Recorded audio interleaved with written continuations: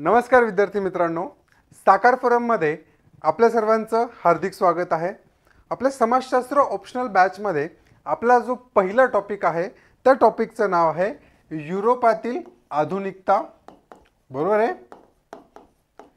युरोपातील आधुनिकता आणि समाजशास्त्राचा उदय। बरोबर आहे? मग या टॉपिकमध्ये हा जो समाजशास्त्राचा उदय असं आपण म्हणतोय, तर या उदयाचा आपल्याला सगळं जो आहे तो सार बघायचा आहे। हा उदय का झाला, या उदयाच्या मागची परिस्थिती काय होती, त्याचं बॅकग्राऊंड काय होतं, या सगळ्या गोष्टी आपण बघतोय। आणि ते बघत असताना स्टेप बाय स्टेप, एक एक स्टेपमध्ये, कारण अचानक तर काही कुठल्या गोष्टीचा उदय होणार नाही। बरोबर आहे? त्याच्या मागे काहीतरी पार्श्वभूमी असेल, काहीतरी इतिहास असेल, काहीतरी घटना अशा घडल्या असतील की जेणेकरून या विषयाचा उदय होण्यामध्ये त्याला जास्त गरज वाटली, त्याची जास्त मदत झाली। अशा सगळ्या घटनांचा आपण अभ्यास बघतोय। तर त्या श्रेणीमध्ये आपण अगोदर विको, मॉन्टेस्क्यू, बरोबर आहे, त्याच्यानंतर प्रबोधनाचा काळ, प्लुटो वगैरे हे सगळं आपण बघितलं, राईट। त्यामध्ये एक कालच्या लेक्चरमध्ये जी गोष्ट बघितली आपण ती होती व्यापारी क्रांती। काय होती? व्यापारी क्रांती। काय काय बघितलं आपण कालच्या लेक्चरमध्ये? तर व्यापारी क्रांती का घडून आली, व्यापारी क्रांती होण्यामागे काय उद्दिष्ट होते, त्याचा परिणाम हा समाजावर काय झाला, बरोबर आहे, आणि जग जे विभागलेलं होतं, जे एकमेकांना माहीत नव्हतं, ते व्यापारी क्रांतीमुळे कसे कनेक्ट झाले, कसे एकमेकांच्या जवळ झाले। मग त्या पॉईंट्समध्ये आपण काल बघितलं वित्त संस्थांचा उदय कसा झाला, त्याच्यानंतर वित्त संस्थांचा विस्तार कसा झाला, राईट, कंपन्या कशा फॉर्म झाल्यात, ओके, त्याच्यानंतर आपण म्हणू शकतो जगाचे युरोपीकरण कसे झाले। असे अनेक पॉईंट्स आपण कालच्या लेक्चरमध्ये बघितले। मी त्यात जास्त जाणार नाही, मी फक्त रिवाइज करतोय, तुम्हाला लिंक लागावी। मग या व्यापारी क्रांतीमध्ये आणखी एका क्रांतीने खूप मोठी भर घातली, ती म्हणजे वैज्ञानिक क्रांती। बरोबर आहे? साधारण पुनरुज्जीवनाचा जो काळ होता, या काळामध्ये ही वैज्ञानिक क्रांती घडून आली आणि या वैज्ञानिक क्रांतीमुळे व्यापारी क्रांतीला तर म्हणजे एक चालना मिळालीच असं आपण म्हणू शकतो। पण त्यासोबत तो जो प्रबोधनाचा कालखंड होता, तो कालखंड आणखी जास्त उजळून निघाला असं आपल्याला म्हणता येईल। मग आपल्याला आजच्या लेक्चरमध्ये वैज्ञानिक क्रांती याचा अभ्यास करायचा आहे। कुठल्या कुठल्या क्षेत्रात बदल घडून आले जे विज्ञानाशी संबंधित होते। पण त्याआधी मागच्या लेक्चरमध्ये आपण व्यापारी क्रांती बघितली होती आणि त्याचे दोन प्रश्न तुम्हाला प्रॅक्टिससाठी मला द्यायचे होते, बरोबर आहे। सो पहिला प्रश्न जो तुम्हाला प्रॅक्टिस करायचा आहे, आता प्रॅक्टिस करायचं आहे म्हणजे काय करायचं आहे मित्रांनो, लक्षात घ्या, हे जे सगळे प्रश्न आहेत मी जे प्रत्येक लेक्चर नंतर तुम्हाला देणार आहेत, हे प्रश्न तुम्हाला लिहायचे आहेत, ओके। तुम्हाला काय करायचे आहे, त्याचे आन्सर्स लिहायचे आहेत। हे उत्तरं लिहून तुम्ही ज्यावेळेस आपली बॅच संपेल, ज्यावेळेस ही बॅच संपेल त्यावेळेस तुमची जी संपूर्ण नोटबुक असेल ती तुम्ही चेकिंगसाठी पाठवायची आहे, बरोबर आहे। ती तुम्ही काय करायची आहे, चेकिंगसाठी पाठवायची आहे। सो कमीत कमी 200 प्रश्न, कमीत कमी 200 ते 500 प्रश्न आपल्याला क्लासमध्येच म्हणजे मी तुम्हाला देणार आहेत आणि ते तुम्हाला घरी प्रॅक्टिस करायचे आहेत, बरोबर आहे। हे आपले मेन्सच्या पॉईंट ऑफ व्ह्यूने सांगतोय।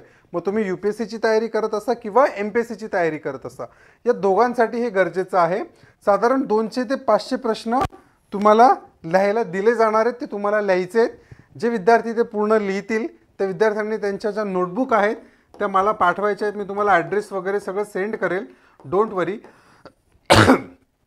त्यातला प्रत्येक प्रश्न हा तुम्हाला प्रॉपरली इव्हॅल्युएट करून दिला जाईल आणि त्या प्रश्नामध्ये तुमचं काय चुकलं आहे, काय बरोबर आहे, तुमची रायटिंग स्टाईल कशी आहे, बरोबर आहे, तुम्ही फ्लो कसा मेंटेन करतायत, कंटेंट काय आहे, या सगळ्या गोष्टींवर तुम्हाला त्या ठिकाणी फीडबॅक दिले जातील। कारण ऑप्शनलमध्ये लेक्चरसोबतच रायटिंग हा अतिशय महत्त्वाचा घटक आहे। रायटिंग हा काय आहे, अतिशय महत्त्वाचा घटक आहे आणि त्यावर आपल्याला फोकस करायचं आहे। सो आजचा पहिला प्रश्न आहे प्रश्न क्रमांक 1, जो मागच्या लेक्चरवर आधारित आहे। त्यामध्ये आपण म्हणू शकतो की मध्यम वर्गाचा उदय, प्रश्न लिहून घ्या हा सर्व विद्यार्थ्यांनी, मध्यम वर्गाचा उदय हे व्यापारी क्रांतीचे फलित आहे, हे व्यापारी क्रांतीचे फलित आहे. बरोबर आहे. हे एक वाक्य दिलेलं आहे तुम्हाला. या वाक्याचं तुम्हाला टीकात्मक परीक्षण करायचं आहे. टीकात्मक परीक्षण करायचं आहे.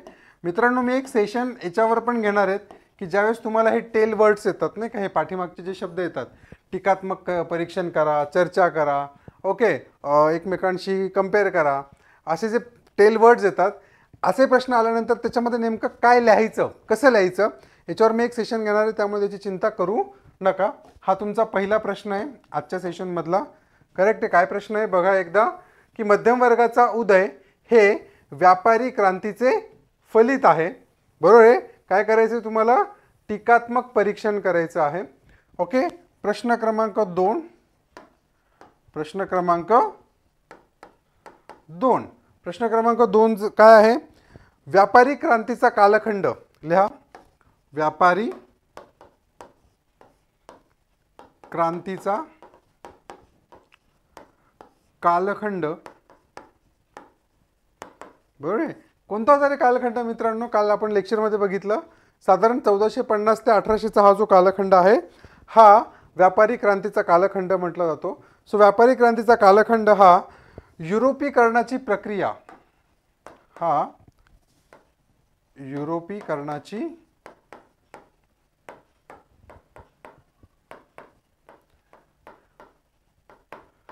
युरोपीकरणाची प्रक्रिया व वसाहतवादाचा विस्तार,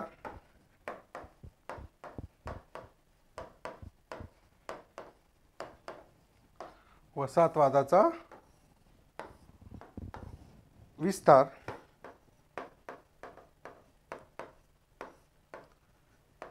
करण्यास कारणीभूत ठरला. कारणीभूत ठरला. याच्यामध्ये मी म्हटले तुम्हाला चर्चा करा, म्हणजे डिस्कस. हा पॉईंट तुम्हाला डिस्कस करायचा आहे. ठीक आहे. सो या प्रश्नांचं उत्तर तुम्हाला सर्वसाधारणपणे 200 शब्दांमध्ये लिहायचे. 200 शब्द. बरोबर आहे. हा पण तुम्हाला 200 शब्दातच लिहायचा आहे. बरोबर आहे. 200 वर्ड्स. राईट. सो प्रत्येक सेशन नंतर जे मागचं सेशन झालं आहे त्याचं पुढच्या सेशनमध्ये मी तुम्हाला क्वेश्चन देत जाईल आणि ते तुम्हाला प्रॅक्टिस करायचे आहे. जिथे मला आवश्यकता वाटेल त्या ठिकाणी मी प्रश्न देत जाईल. सो सगळ्यांनी हे प्रश्न लिहून घ्या. हे महत्त्वाचे प्रश्न आहेत. सो आता वैज्ञानिक क्रांतीला सुरुवात करूया आपण.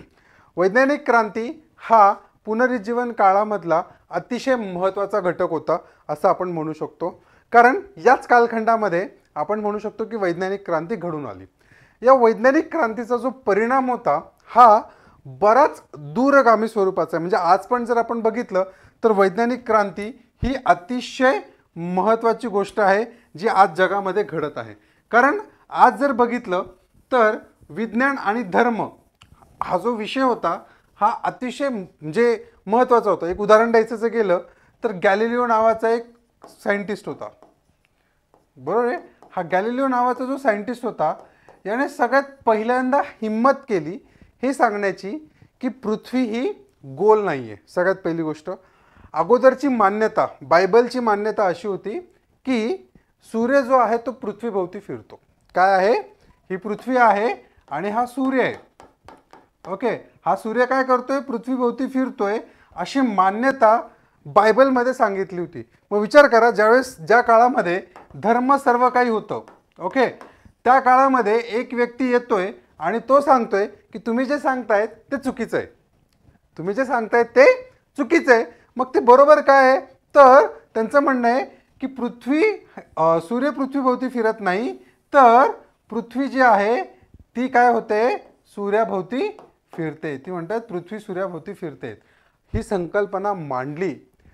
हे ज्यावेळेस गॅलिलिओने सांगितलं त्यावेळेस त्याला उचलून सरळ अंधार कोठडीमध्ये टाकण्यात आलं.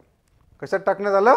सरळ त्याला अंधार कोठडीमध्ये टाकण्यात आलं आणि त्याला वारंवार हे सांगण्यात आलं की तू जे सांगतोय हे चुकीचं आहे. तू लोकांना सांग. तू लोकांच्या मनामध्ये कुठल्याही प्रकारचा अंधविश्वास पसरवू नको. आम्ही म्हणतोय, आमच्या धर्मात लिहिलेलं आहे की पृथ्वी जी आहे ती सूर्य जो आहे तो पृथ्वीभोवती फिरतो. हेच बरोबर आहे. विचार करा मित्रांनो, हे सिद्ध करण्यास बराच काळ लोटला, पण हे सिद्ध झालं की सूर्य हा पृथ्वीभोवती फिरत नाही, तर पृथ्वी ही सूर्याभोवती फिरते. त्यानंतर चर्चने त्यांची माफी मागितली की आम्ही गॅलिलिओला चुकीचं ठरवलं होतं. बरोबर आहे. सो म्हणजे विज्ञान आणि धर्म या जर दोन गोष्टी जर बघितल्या तर टोकाच्या गोष्टी होत्या मित्रांनो. काय होतं? टोकाच्या गोष्टी होत्या त्यावेळेस. पण आत्ताची सध्याची परिस्थिती जर आपण बघितली तर त्यामध्ये आपल्याला लक्षात येईल की धर्म आणि विज्ञान या दोन गोष्टींना आज अनन्यसाधारण महत्त्व प्राप्त झालेलं आहे. कारण विज्ञान हा धर्मात गेलेला आहे आणि धर्म हा विज्ञानात पण आलेला आहे. आता एखादी गोष्ट जर तुम्हाला पटवून सांगायची असेल, राईट, एखादी गोष्ट तुम्हाला सांगायची असेल, धर्माची एखादी गोष्ट आहे ती तुम्हाला सांगायची, जर मी ती गोष्ट विज्ञानाचा आधार घेऊन सांगितली, काय, जर मी ती गोष्ट विज्ञानाचा आधार घेऊन सांगितली तर तुम्ही त्यावर लगेच विश्वास ठेवणार. बरोबर आहे? त्यावर तुम्ही लगेच विश्वास ठेवणार. आणि विज्ञानाची एखादी गोष्ट मी धर्माचा आधार घेऊन सांगितली त्यावर पण तुम्ही लगेच विश्वास ठेवणार. म्हणजे आता हे दोघं काय आहे, एकमेकांसोबत काम करायला लागलं. अगोदर यांच्यात कॉन्फ्लिक्ट होतं, धर्मश्रेष्ठ की विज्ञान श्रेष्ठ. आता आपण विज्ञानात धर्म आणि धर्मात विज्ञान या दोघं गोष्टी शोधायला लागलोय. बरोबर आहे? मग या काळामध्ये जर आपण बघितलं तर फक्त केवळ म्हणजे भौतिक जीवनातच या क्रांतीने बदल घडवून आणला का, वैज्ञानिक क्रांतीने? तर नाही. माणसाचा जो विचार करण्याची पद्धत होती ती निसर्ग आणि समाज या दोघांविषयीची. कशाच्या विषयीची? निसर्ग, बरोबर आहे, व समाज. कारण प्रत्येक समाजामध्ये ना मोठ्या प्रमाणामध्ये अंधश्रद्धा काहीतरी गोष्टी या पसरलेल्या होत्या. त्यामुळे माणसाचा जो विचार करण्याचा दृष्टिकोन होता निसर्गाविषयी आणि समाजाविषयी यांच्या विचारांमध्ये पण मोठ्या प्रमाणात परिवर्तन घडून आलेले आपल्याला दिसते. करेक्ट आहे. त्यामुळे वैज्ञानिक क्रांती हा एक पाया म्हटला जातो जिथून समाजशास्त्राच्या उदयाला काय झाली, सुरुवात झाली. कारण त्याने माणसाची विचार करण्याची जी क्षमता आहे त्यालाच बदलवून टाकलं. आणि त्याच्यामध्ये अगोदर जसं काही साथीचे रोग यायचे, जसं देवी नावाचा रोग आपल्याकडे होता. आता त्या रोगाला आपण देवी नाव दिलेलं होतं कारण आपण समजायचो की तो देवाच्या प्रकोपामुळे आपल्याला होतोय, राईट. पण ज्यावर त्याच्यावर लस शोधली गेली, ओके, बरोबर, जी लस शोधली गेली आणि त्या लसीने माणसांचे जीव वाचवले, त्यावेळेस आपण म्हणू शकतो खऱ्या अर्थाने की विज्ञानाने काय केलं, समाजशास्त्राचाच एक प्रकारे समाजकार्यच केलं असं आपण म्हणू शकतो. त्याला म्हणायला कुठलंही दुमत नसायला पाहिजे. जर आपण बघितलं विज्ञान असेल, समाज असेल, राज्यव्यवस्था असेल, अर्थव्यवस्था असेल आणि संस्कृती या सर्वच क्षेत्रांमध्ये, बरोबर आहे, आमूलाग्र परिवर्तन घडून आलेलं आपल्याला दिसतंय. आणि ह्या परिवर्तनाचं कारण काय होतं? कारण एकच होतं, ते म्हणजे वैज्ञानिक क्रांती. काय होतं? वैज्ञानिक क्रांती. येतंय मित्रांनो लक्षात? नक्की. सो वैज्ञानिक क्रांती हा अतिशय महत्त्वाचा घटक होता. बरोबर आहे. पुढच्या पॉईंटला जाऊया आपण.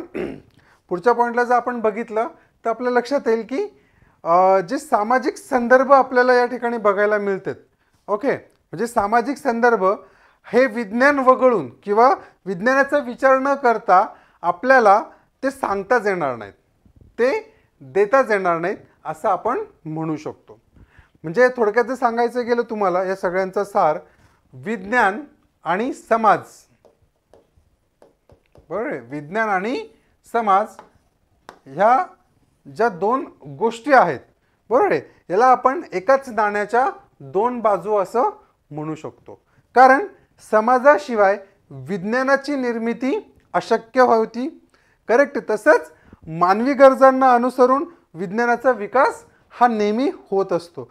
तुम्ही बघा, ज्या ज्या ठिकाणी तुम्हाला प्रॉब्लेम आलेत त्या त्या ठिकाणी विज्ञानाने तुमची मदत केली. काय केली? त्या त्या ठिकाणी विज्ञानाने तुम्हाला मदत केली. जसं एक सिंपल उदाहरण सांगायचं गेलं तुम्हाला, विज्ञान तंत्रज्ञान आपण म्हणू शकतो. त्याच्यामध्ये आपल्याला माहिती आहे की घरामध्ये धुणं धुणे किंवा भांडी घासणे हे जे घरातली जी कामं आहेत हे जगभरामध्ये मोठ्या प्रमाणात केली जातात.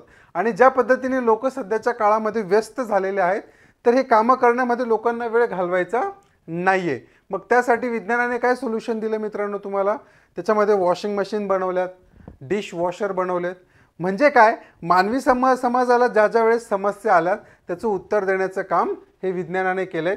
म्हणून आपण म्हणतो की विज्ञान आणि समाज या एकाच नाण्याच्या काय आहेत, दोन बाजू आहेत. बरोबर आहे. आता याचंच आणखी एक उदाहरण द्यायचं गेलं तर तुम्हाला सांगतो की जसं कुठल्याही रोगांना प्रतिबंध करण्यासाठी आणि मानवी जीवन आणखी म्हणजे सोयीस्कर करण्यासाठी, सुखावह करण्यासाठीच आपण निरनिराळ्या प्रकारच्या लस शोधल्या गेल्यात. बरोबर आहे. आणि आपण म्हणू शकतो की एका अर्थाने विज्ञानाने काय केलं, हे एक सामाजिक कार्यच केलं आहे. उदाहरणार्थ लेटेस्टचं उदाहरण घ्या मित्रांनो, 2020च्या याच्यामध्ये कोरोना काळ जर आपण बघितला, अतिशय भयानक काळ होता. पूर्ण जगावर हे संकट होतं. जर समजा कोरोनावर एखादी लस म्हणजे कोरोनावरची लस तयार नसती झाली, बरोबर आहे, तर समाज आपला राहिला असता का मित्रांनो? नाही राहिला असता. राईट. मग याला मदत कोणी केली? सायन्सने केली, विज्ञानाने केली. त्यामुळे वैज्ञानिक क्रांती ही एक अतिशय महत्त्वाची बाब ठरते. कशामध्ये? समाजशास्त्राच्या उदयामध्ये. कारण समाजाचा विचार हा वैज्ञानिक क्रांतीचा पाया मानला जातो. राईट. त्याचप्रमाणे जर आपण बघितलं तर समाजाच्या भौतिक अथवा शारीरिक गोष्टींवर विज्ञानाचा प्रभाव हा आपल्याला नेहमी जाणवत असतो. राईट. आणि त्याचप्रमाणे जर बघितलं आपण की मानवी विचार आपण बेसिकली विज्ञानाचा अभ्यास कशाशी संबंधित करतो? विज्ञानाचा अभ्यास आपण संबंधित करतो भौतिक, म्हणजे जे आपल्याला दिसतंय, जे आपण बघू शकतोय ते. मानवी विचार हे आपल्याला बघता येणार आहेत का? नाही. पण ते सुद्धा वैज्ञानिक आधारावर वैज्ञानिक आधारावर त्याचा अभ्यास व्हावा असे मानणारे अनेक शास्त्रज्ञ, समाजशास्त्रज्ञ आपल्याकडे होऊन गेलेत. त्याच्यामध्ये आपण म्हणू शकतो इमाईल डर्खेम असतील, हार्बर्ट स्पेन्सर असतील, राईट, यांचा रोल अतिशय महत्त्वाचा त्या ठिकाणी ठरतो असं आपण म्हणू शकतो. राईट. नंतर थोडंसं पुढे गेलो आपण, वैज्ञानिक काळामध्येच काय होतंय तर विज्ञानाच्या विकासालाच आपण म्हणू शकतो की समाजातील बौद्धिक वातावरण दिशा देत असते. हे आपल्याला माहिती आहे. जर बुद्धीच नसेल तर विज्ञान चालणार आहे का मित्रांनो? नाही. त्यामुळे बुद्धी हे सगळ्या गोष्टीचं कारण आहे. राईट. तसेच आपण म्हणू शकतो की समाजातील दृष्टिकोन, श्रद्धा यामध्ये परिवर्तन घडवून आणण्याचे कार्य सुद्धा विज्ञानाच्या विकासातूनच होत असते. बरोबर आहे. आता पाऊस का पडतो? आपल्याकडे पाऊस जर म्हटलं तर अगोदर निसर्गाची पूजा केली जायची. वाईट नाही आहे काही मित्रांनो, निसर्ग हा आपल्याला सगळं देत असतो, निसर्गाची पूजा केली पाहिजे. पण निसर्ग हे कारण नाही आहे कशासाठी? पाऊस पडण्यासाठी. राईट. काही देवाची कृपा वगैरे असं कोणी बघितलं नाही. देव आहे का नाही आहे हा प्रश्न नंतरचा आहे. मी मानतो देव आहे. आता तो कुठल्या स्वरूपात आहे, कुठल्या शक्तीत आहे, हा विषय वेगळा आहे. त्याच्यावर आपण सविस्तर वेगळी चर्चा करूया. पण आजचं जर आपण बघितलं तर पाऊस पडणे ही एक वैज्ञानिक प्रक्रिया आहे. आणि ज्यावेळेस याचा शोध लागला त्यावेळेस तुम्ही बघितलं तर लोकांचे जे विचार आहेत ते पण त्याविषयीचे काय झालेत? कमी झालेत.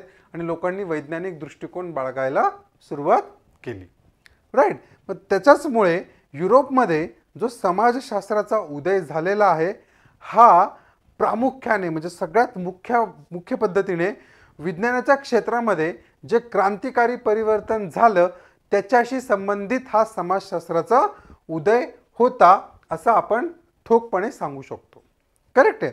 आणि त्याचमुळे हे जे सगळ्या घटना घडल्या, जे प्रबोधन युग आपल्याला बघायला मिळालं, जे पुनरुज्जीवनाचा काळ आपण बघितलं, या सगळ्यांना व्यापारी क्रांती बघितली, या सगळ्यांना चालना देण्याचं काम म्हणजे त्याची गतिशीलता वाढवण्याचं काम, त्याचा स्पीड वाढवण्याचं काम जर कोणी केलं असेल तर ते कोणी केलं मित्रांनो? वैज्ञानिक क्रांतीने केलं. बरोबर आहे. मग वैज्ञानिक क्रांतीने केलं म्हणजे मग नेमकं काय केलं त्यांनी?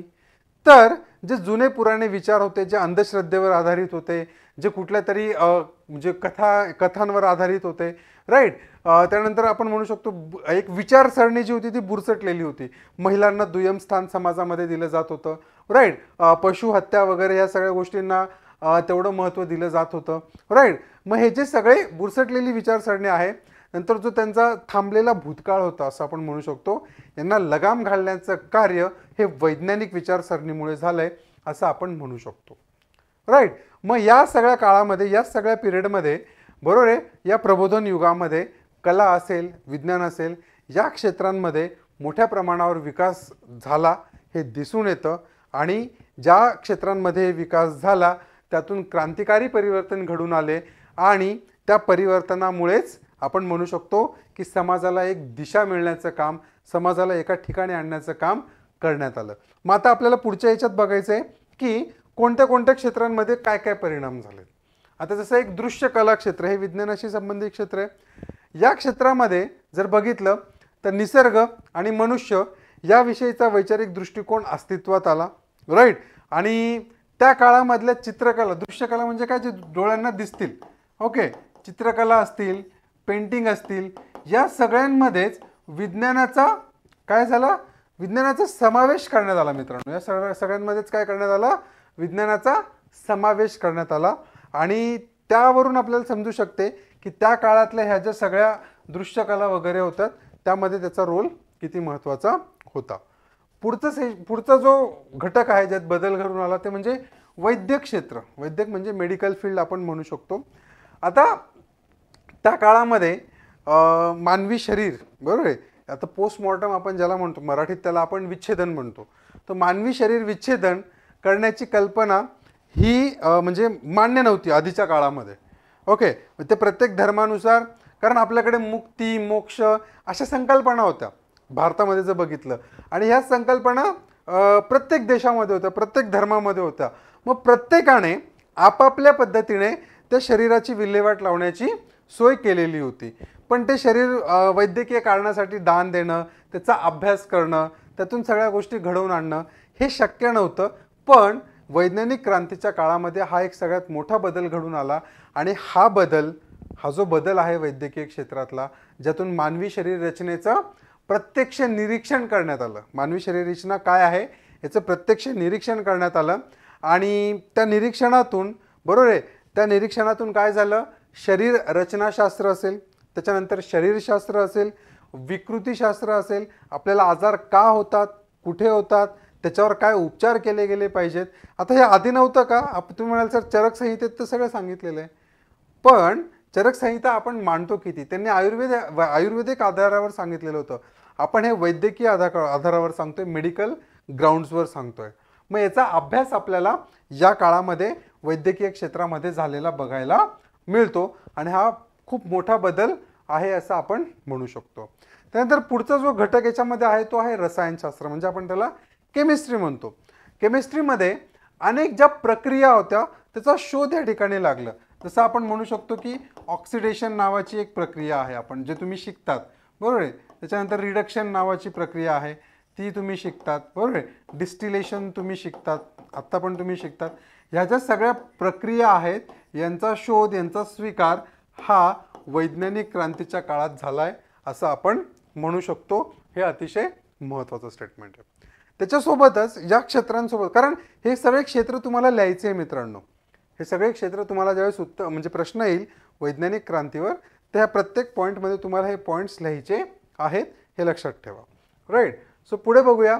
नौकानयन आणि खगोलशास्त्र हा तर सगळ्यात महत्त्वाचा घटक होता, कारण याच्यामुळेच आपण मागच्या लेक्चरमध्ये बघितलं की 1498ला वास्को दी गामा आला, 1492ला कोलंबस याने अमेरिकेचा शोध वगैरे लावला, राईट. तर या सगळ्या काळखंडामध्ये आपण म्हणू शकतो की उद्योगधंद्यांचा विस्तार आणि वसाहतवादाची सुरुवात झाली, आपण बघितलं व्यापारी कालखंडामध्ये. त्यामुळे हे जे होतं हे अतिशय महत्त्वाचं आहे. नौकानयनामध्ये आपण वेगवेगळ्या प्रकारच्या नौका असतील, खगोलशास्त्रांचा व्यवस्थित डिटेल अभ्यास असेल. आणि याच्यामध्ये जर आपण बघितलं तर खगोलशास्त्राचा अभ्यास ज्यावेळेस आपण म्हणतो त्यावेळेस एक नाव घेणं अतिशय गरजेचं आहे, जे मी तुम्हाला आधी पण सांगितलं, ते आहे निकोलस कोपर्निकस. कोणाचं नाव घेणं गरजेचं आहे मित्रांनो? Nicolaus Copernicus. हा जो डच शास्त्रज्ञ होता याने अनेक आधारभूत गोष्टींचा संदर्भ घेऊन, गॅलिलिओचा पण आधी आपण म्हणू शकतो, त्याने असं सिद्ध केलं की सूर्य पृथ्वीभोवती फिरत नसून पृथ्वी सूर्याभोवती फिरत असते, ओके. आणि पृथ्वी ही गोल असून ती सूर्याभोवती फिरते. हा त्याचा सिद्धांत बायबल विरोधी आहे असे मानून त्याला तुरुंगात टाकण्यात आलं असं आपण म्हणू शकतो. त्याच्यानंतर मी सांगितलं की त्याला अंधार कोठडी दिली, त्याचं विधान मागे घेण्यास सांगितलं. कोपर्निकसने त्याला नकार दिला आणि शेवटी त्याच्यात अंत पण झाला असं आपण म्हणू शकतो.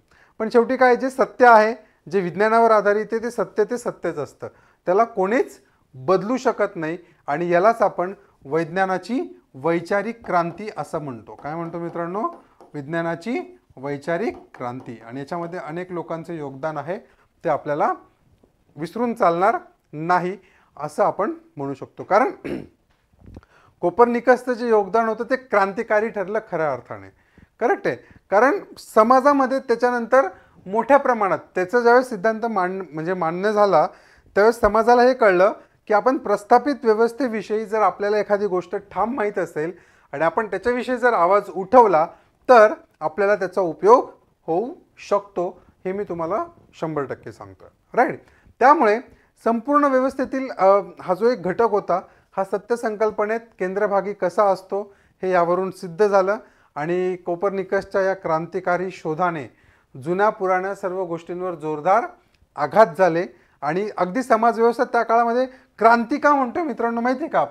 आपण क्रांती हा शब्द वापरतोय म्हणजे काय की जी प्रस्थापित व्यवस्था होती ना ती आपण बदलून काढली पूर्णपणे.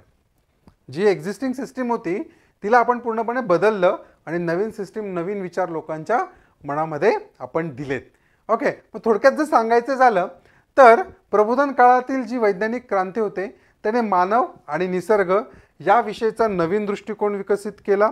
ओके. निसर्गातील ज्या वस्तू आहेत या सूक्ष्म निरीक्षण आणि प्रयोगाच्या अभ्यास विषय त्या काळामध्ये बनल्या. प्रत्येक गोष्टीचं निरीक्षण केलं, प्रयोग केलं आणि त्यातून काहीतरी सिद्धता आपण मांडली. ओके. कारण विज्ञान जर आपल्याला अधिक समृद्ध करायचं असेल, वैज्ञानिक विचारसरणी आपल्याला अधिक लोकाभिमुख करायची असेल, त्यासाठी वैज्ञानिक क्रांतीचा उपयोग मोठ्या प्रमाणात झाला. ओके. असं आपण म्हणू शकतो. आणि त्यामुळे अनेक जी नवीन नवीन शास्त्र आहे ती पण लोकाभिमुख आणि समाजाभिमुख सिद्धांत हे मांडू लागली.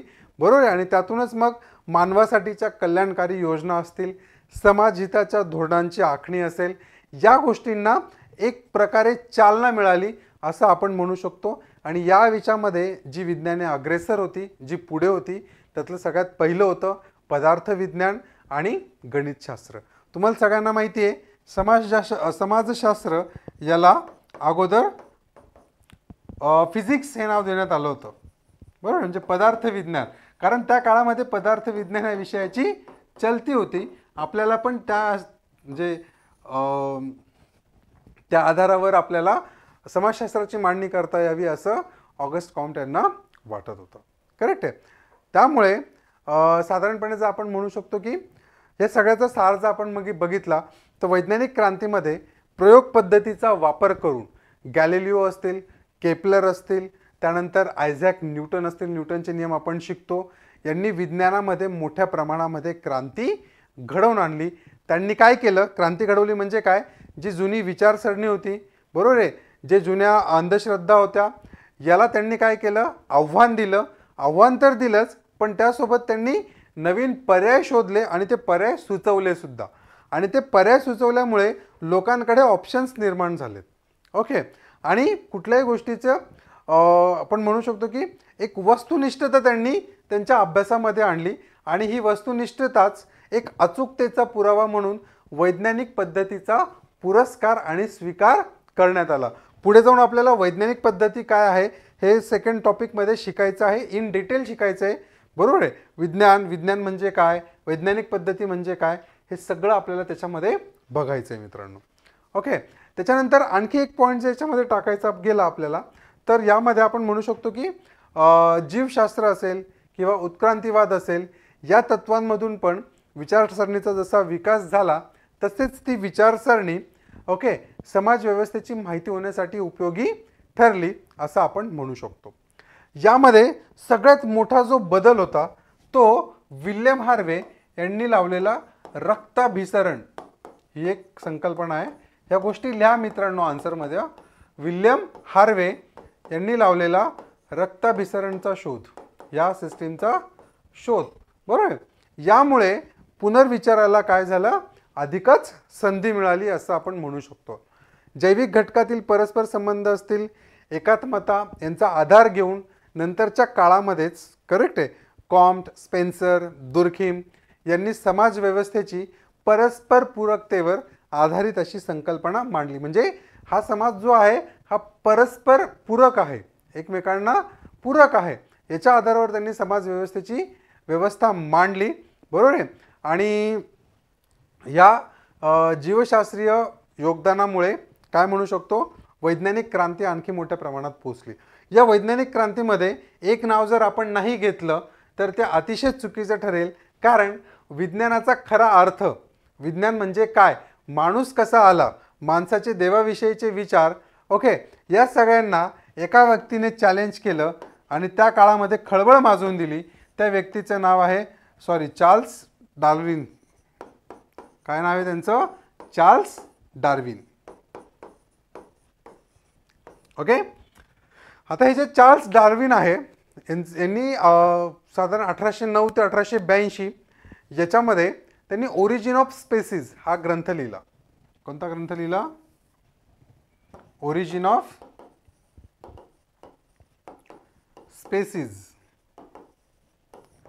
1809 ते 1882 या काळामध्ये त्यांनी ओरिजिन ऑफ स्पेसीज हा ग्रंथ लिहिला आणि त्यांनी साधारण जगामध्ये ते 5-7 वर्ष फिरलेत आणि त्यांनी एक माहिती गोळा केली आणि त्यातून त्यांनी एक निष्कर्ष काढला की जे भिन्न भिन्न जैविक घटक आहेत, काय, जे वेगवेगळे जैविक घटक आहेत, हे पृथ्वीवरील मर्यादित अशा संसाधनांचा उपयोग घेण्यासाठी एकमेकांशी स्पर्धा करतात. म्हणजे काय की हा एक माणूस आहे, राईट, हा एक माणूस आहे, हा एक माणूस आहे, हे काय आहेत, हे पृथ्वीवरचे जैविक घटक आहेत आणि पृथ्वीवर काय आहेत, हे संसाधन आहेत जे कसे आहेत, मर्यादित आहे. जसं पेट्रोल, ऑइल, डिझेल हे काय आहेत, मर्यादित आहेत, राईट, कधी ना कधी संपणार आहेत.